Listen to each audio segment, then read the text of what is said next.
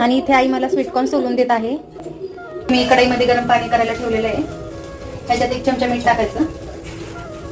पाणी आता गरम झालेलं आहे, तर ह्याच्यात मी सगळी मका टाकते. 5 मिनिट झालेले आहे. आता ह्याचं पाणी काढून घेऊया. मी ह्याच्यात चाळणीमध्ये गाळून घेते. तर ह्यात आपण कॉर्नफ्लॉवर टाकूया. 2 चमचे कॉर्नफ्लॉवर, 2 चमचे तांदूळचं पीठ. आता हे अगदी व्यवस्थित मिक्स करून घ्यायचं. कोटिंग परफेक्ट झालेली आहे. आता हे तळून घ्यायचं.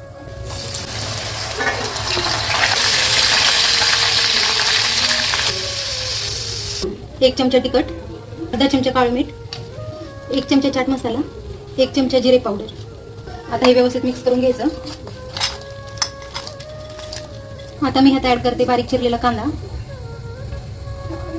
आणि बारीक चिरलेली कोथिंबीर. आई